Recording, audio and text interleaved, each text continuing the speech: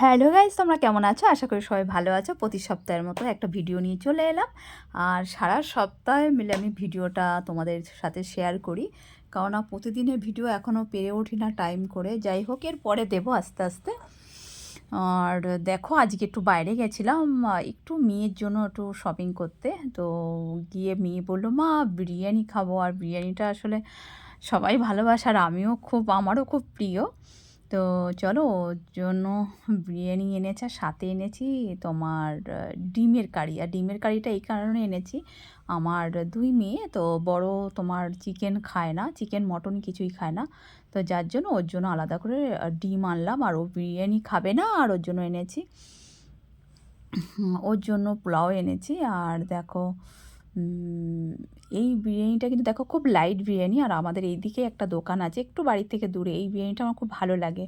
আমি সব জায়গায় বিরিয়ানি খেতে পারি না, তো যার জন্য নিয়ে আসলাম একটুখানি। আর আমার মতো কে কে লাইট বিরিয়ানি খেতে পছন্দ করে অবশ্যই জানিও। আর দেখো, মেয়ে বড়োর জন্য নিয়ে এসে একটু পোলাও, তো বললাম সাথে ও ডিমের কারি দিয়ে খাবে। আর তো চলো এবার দেখি, একটু পরে খেয়ে দেখতে হবে। দেখো কালারটা দেখে মনে হচ্ছে একটু খায়, আর অবশ্যই পরে একটু ট্রাই করে দেখবো কেমন হয়েছে। যতই বলো, দেখো আমি কিন্তু দুদিন আগেই সানডেতে আমি বাড়িতে বিরিয়ানি করেছিলাম। তারপরেও যেন কেন জানি না, যতই ঘরে করো একটু মনে হয় বাইরের বিরিয়ানি মাঝে মাঝে খেতে ভালোই লাগে। আর চলো আমি খেয়ে নিই। তো দারুণ দারুণ দারুণ হয়েছে, বেশ একটু গরম গরম, বেশ ভালোই লাগছে। আর সাথে একটুখানি ডিমের কারি একটুখানি নিয়ে নেবো। আর ডিমের কারিটা না এত সুন্দর করেছে, কালারটা তোমরা দেখেছো, খুব ভালো লাগে দেখেই মনে হচ্ছে একটুখানি খাই। এই দেখো, একটু গ্রেভিটা নেব।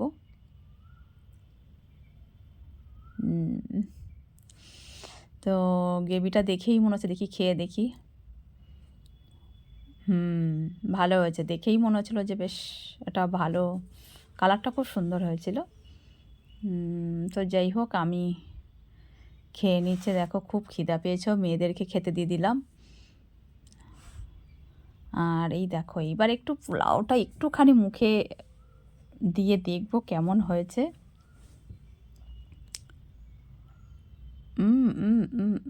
ভালোই হয়েছে, কিন্তু আমি না পোলাও অত ভালোবাসি না, যার জন্য খেলাম না। চলো, কি গিফট এনেছি তোমাদের সাথে শেয়ার করি। অ্যাকচুয়ালি গেছিলাম মেয়ের জন্য একটা শ্যু কিনতে, বেশি দূরে না, ঘরের পাশেই আমার এখানেই অজন্তা আছে, অজন্তা থেকে নিলাম, বেশি দূরে আর যায়নি।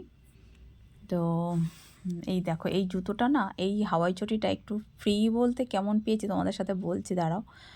তো আগে শ্যুটা দেখায়। দেখো জুতোটা কত, আমার ছোটোর মানে পাটা এত বড়, মানে ওর মানে ছোটোবেলা থেকেই ওর বয়স আন্দাজে পাটা বেশি বড়। তো দেখতেই পাচ্ছ কত নম্বর হবে, তো এখানে 8 নম্বর আছে কিন্তু। আর এত বড় হয়ে গেছে এখন, আমরা একসাথে বেরোলে সবাই বলে বোন। তো যাই হোক, এটা হয়। আর এই হাওয়াই চটিটা কি দেখো, বললো 100 টাকা ডিসকাউন্ট পাবো, তা ওই জন্য হাওয়াই চটিটা নিয়ে নিলাম। মানে 100 টাকা ডিসকাউন্ট দিয়েছে। আর ও চলে এলাম, দেখো একবার পরের দিন দেখো সন্ধ্যাবেলায়, কি খাবো কি খাবো কি খাবো, মেয়ে বলল মা ফিশ ফ্রাই। তো মেয়েই নিয়ে আসলো, আমি যাইনি। ও ফিশ ফ্রাই এনে দিয়েছে একদম গরম গরম, তাই বসে বসে খেলাম। আর ফিশ ফ্রাই কাসুন্দি দিয়ে, কিন্তু কাসুন্দি দিয়ে খেতে কিন্তু খুব মজা লাগে। জানি না তোমরা কে কে ভালোবাসো, অবশ্যই জানিও। তো একদম গরম, কিন্তু প্রচণ্ড গরম। তো আমার আবার সবথেকে, মানে এত গরম মুখে দিতে পারবো না, একটু সবথেকে আমার খুব ভালো লাগে। দেখো ফিশ ফ্রাইয়ের ভেতরে যে মানে যে ফিশটা থাকে ওটা খেতে খুব ভালো লাগে আমার। আর এটা আমার অভ্যাস, ভেঙে আগে ভেতরে মাছটা একটু মুখে দেবো। এই যে খুব টেস্ট লাগছে, কিন্তু গরম গরম ভালোই করেছে, সাথে স্যালাড পেঁয়াজ। তো চলো গরম গরম ফিশ ফ্রাইটা খেয়ে নিই। তো মেয়েকে বলছি, বাবা খাবি? ও তো বলছে না খাবো না, তুমি খাও, আমার জন্যই এনেছে তাই আমি খাবো। খেতে তো ভালোই লাগে, সন্ধ্যাবেলা এরম গরম গরম কিছু হবে তো আমার তো ভালো লাগে। তোমাদের কেমন লাগে অবশ্যই জানিও। আর আমাদের কি হয় বলো তো, বেশি বাইরের খাবার একটু বেশি খাওয়া পড়ে যায়, ঘরের পাশে দোকান তো, বেশি দূরে যেতে হয় না, মানে কিছু একটু খেতে ইচ্ছা হলে মানে যেই তো নিয়ে চলে আসি এরম।